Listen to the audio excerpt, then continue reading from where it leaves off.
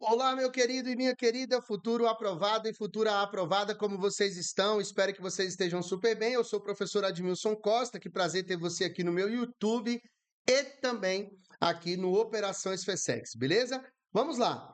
Dando seguimento aí à nossa correção de provas da SFSEX, das questões de História do Brasil. E aí nós temos aqui o Operação SFSEX, que é um curso voltado aí para gabaritar a história do Brasil. São 60 questões inéditas elaboradas a partir do padrão de cobrança da SFSEX, da VUNESP, elaboradas por mim, corrigidas também em 10 videoaulas. Temos aí aulas de História do Brasil nas nossas lives dentro da plataforma, um e-book teórico, a correção das provas anteriores e revisão de véspera que já foi disponibilizada, bem como temos um bônus aqui do CNU e em 2027 a gente tem uma novidade, aqueles que aderirem ao curso aí até o dia 12 de julho, vai, no ano que vem, com acesso vitalício, ter geografia e português na sua matriz. Olha que legal, vai ficar bem completo. Caso você queira seguir-me no Instagram, fique à vontade, professor Admilson Costa, será um prazer ter você por lá, beleza? Então a gente vai dar seguimento aqui. Vamos começar pela primeira questão cobrada no ano de 2025 para a aquisição não, para a admissão, formação aí para oficial do Exército Brasileiro, do quadro complementar, neste ano de 2026. Ainda ocorre na segunda metade do século XVIII mais um fator particular que estimula a agricultura brasileira. Até então, o grande gênero tropical fora o açúcar. Outro virá emparelhar-se a ele, e o sobrepujará em breve, o algodão. Os progressos técnicos do século XVIII permitirão o seu aproveitamento em medidas quase ilimitadas. O excerto refere-se à autonomia da política colonial para com o domínio metropolitano em decorrência da economia algodoeira. Então, aqui está dizendo que nós teremos uma autonomia em relação à metrópole por conta do algodão. Está errado, né? Não faz sentido nenhum. Beleza? O emprego do complexo tecnológico da indústria açucareira na fabricação colonial de fibras de algodão. Uma coisa é uma coisa, outra coisa é outra, né? Ou seja, o açúcar ainda é o principal produto brasileiro. Vai chegar o século XIX, o Brasil ainda tem o açúcar como principal produto brasileiro, e só na metade do século XIX é que a gente pode falar que, de fato, o café superou todos os outros produtos. A vinculação da economia colonial com um novo centro dinâmico de produção de mercadorias no continente europeu. Isso mesmo, a Inglaterra. Né? Então, a Inglaterra está vivendo a Revolução Industrial e nós vamos exportar algodão. O fornecimento de matéria-prima de algodão para tecelagens domésticas no interior da colônia.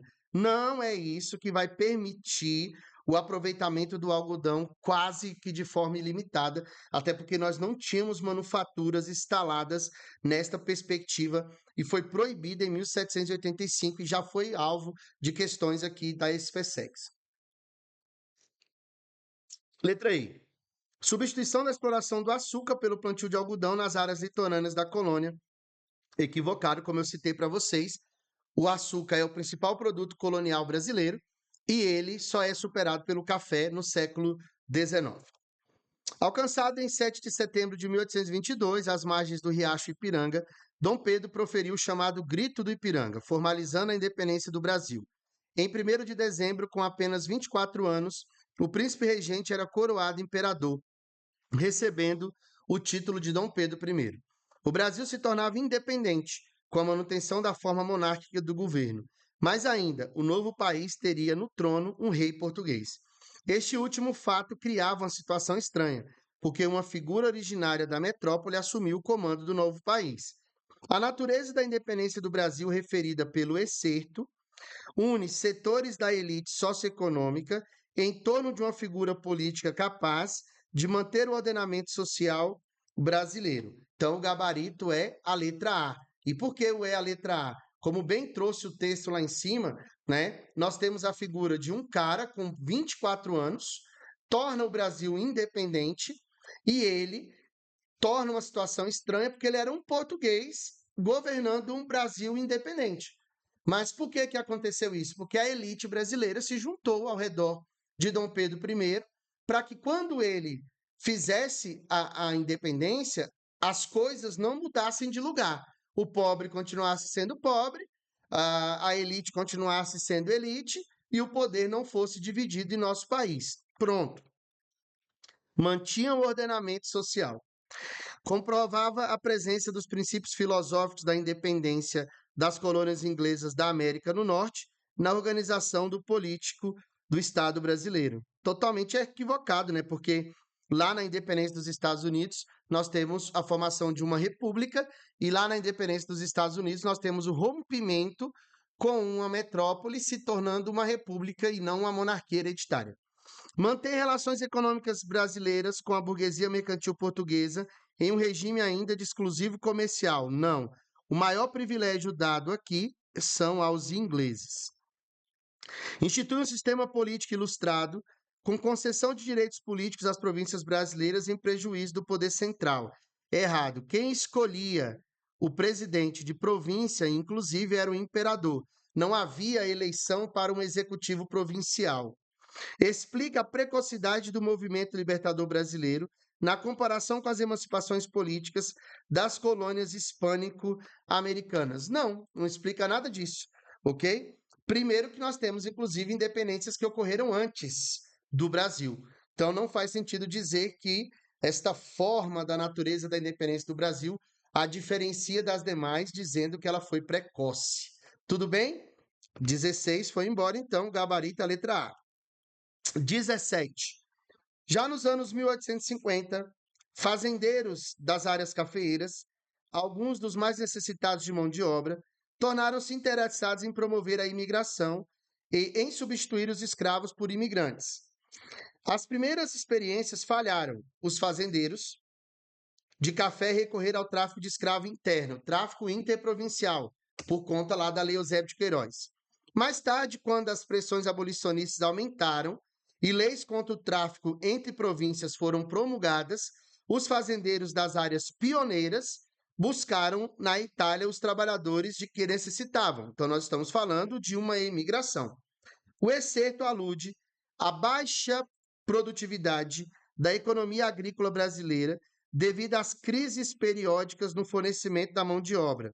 Está errado, né? A produtividade se mantém e se mantém forte, tá bom? O café continua sendo um grande produto, por mais que já existisse uma entrada ou não dos imigrantes, tem uma dinâmica muito forte aqui, muito evidente, de exploração e de continuidade da exportação como algo que vai alimentar a economia brasileira. A decadência das áreas de produção agrícola dependente do tráfico transatlântico de escravizados para o Brasil. Já tinha passado, né? Já tinha deixado para trás. Ele está falando da vinda dos imigrantes. Manutenção do trabalho compulsório nas grandes unidades agrícolas brasileiras de economia de exportação. Não. Porque, assim, por mais que a gente diga que tem o trabalho escravizado, aqui ele está dizendo o seguinte, ó. Quando as leis contra o tráfico provincial foram promulgadas, os fazendeiros das áreas pioneiras buscaram na Itália os trabalhadores de que necessitavam, e não eram escravizados, eram trabalhadores livres. Redução do número de trabalhadores na agricultura brasileira como consequência da mecanização dos processos produtivos. Gente, essa mecanização é só com JK, pode anotar aí, só com Juscelino Kubitschek. Transformação gradual do mercado de trabalho em um dos setores mais dinâmicos da economia agroexportadora brasileira, que é, sem sombra de dúvida, o café, né? Então, o café, ele era dinâmico, porque ele tinha estradas, né? Ferrovias, estradas, portos, infraestrutura. Então, ele era dinâmico. Só que agora tem a chegada do trabalhador livre. Então, é uma transformação gradual do mercado de trabalho, né, em um dos setores mais dinâmicos da economia, que era o café. Beleza? Então, a 17, letra E de escola. A gente vai, então, para a questão de número 18, a nossa penúltima questão aí para nós compreendermos bem e entendermos bem aí este conteúdo e a forma que a banca cobra a nossa prova. Beleza, beleza? Fizeram-se poucas concessões à classe operária durante a República Velha. Cumpre notar que a famosa declaração de Washington Luiz, que dizia a questão operária era um caso de polícia, pretendia ser uma expressão liberal, a saber que não se tratava de um problema de segurança nacional, mas apenas de uma tarefa administrativa. Depois das greves desastrosas de 1917 e 1919, causadas pela exportação de gêneros alimentícios básicos para os aliados, com a consequente elevação dos preços nacionais, poucas leis se promulgaram com a intenção de apaziguar a mão de obra. Os movimentos operários durante a Primeira República Brasileira foram marcadas pela falta de consciência social dos líderes anarco-sindicalistas. Só se for mesmo, né? É claro que não, pessoal. Falta de consciência social, eles tinham era demais. Tanto é que em 1917 nós tivemos uma grande greve aqui. Formação inicial de uma economia fabril concentrada em poucas regiões do país. Isso mesmo. É a indústria têxtil, a indústria de alimento, e isso estava majoritariamente no Sudeste, e não no Nordeste, e não no Centro-Oeste. Tudo bem? Então há uma preferência, né, de onde essas fábricas urbanas industriais estarão aí. Constituição de uma classe operária exclusivamente brasileira, totalmente equivocado. Nós temos os imigrantes, nós temos pessoas fugindo da Primeira Guerra Mundial. Ixi, nós temos aqui influências anarco-sindicalistas, influência italiana, influências russas, tem influência de tudo que é coisa aqui. Estatização das indústrias de bem de produção no Brasil. Gente, a gente não tinha nem indústria. Imagina indústria de bens de consumo durável, que é o automóvel, que é o eletrodoméstico. A gente ainda está na fase da indústria leve. Está longe de ser a indústria pesada e muito menos a indústria de bens de consumo durável. Submissão dos sindicatos operários ao Ministério do Trabalho. Gente, não tinha ainda a era Vargas. E isso só vai acontecer com Getúlio Vargas no poder. Tranquilos? Beleza. Vamos lá então para a nossa penúltima questão, galera. Penúltima questão aí, a questão de número 19. As questões vieram mais curtas, né? Na última prova, se nós compararmos com a primeira prova que a gente corrigiu aqui, de 2023 para 2024, as provas vieram bem extensas, né? Então, isso é muito complicado e, com certeza, nos é importante lembrar desta perspectiva de cobrança da prova. Tranquilos até aqui? Beleza. Depois, a gente vai para o 19. O poder político é medido através da quantidade de votos que se dispõe um chefe local ou regional no momento das eleições. Procurando manter ou expandir a força dos coronéis, os cabos eleitorais são elementos de ligação indispensáveis entre o coronel e a massa dos votantes. A estrutura, grosso modo, apresenta-se hierarquizada em 3 níveis: os coronéis, abaixo deles, e os cabos eleitorais na base da estratificação política, os eleitores.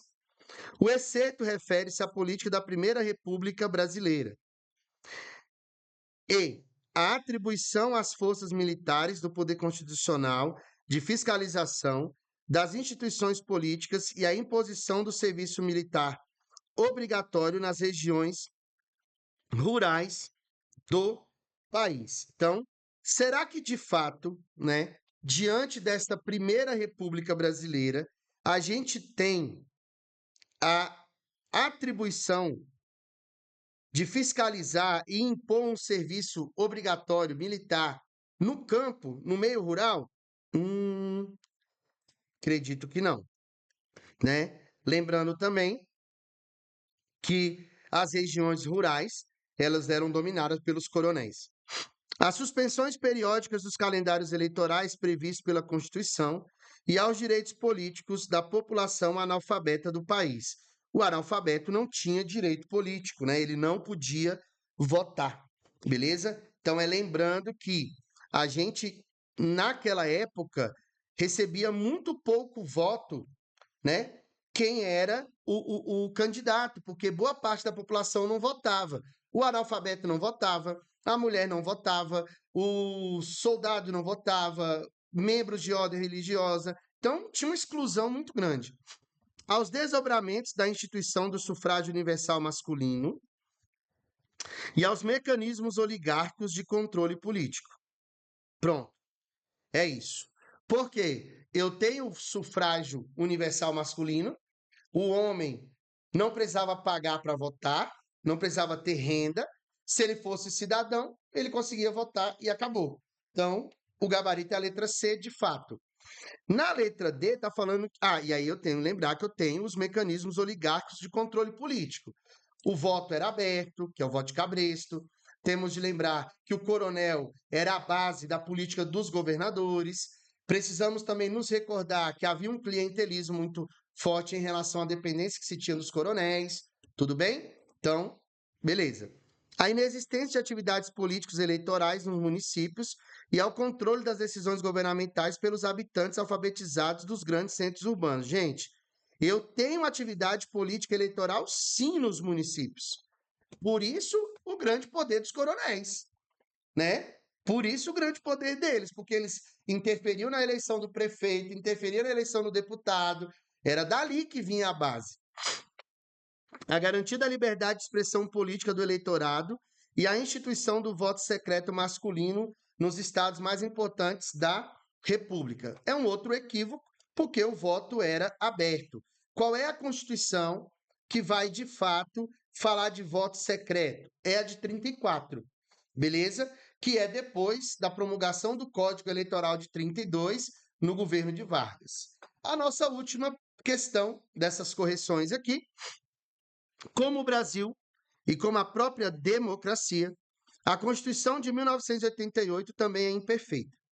Mas a Constituição de 88 é a melhor expressão de que o Brasil tinha um olho no passado e o outro no futuro, e estava afirmando um sólido compromisso democrático.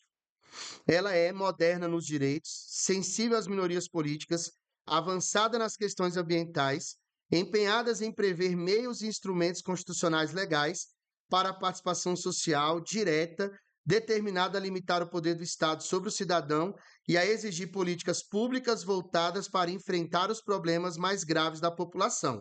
Essa é a nossa Constituição, chamada de Constituição Cidadã.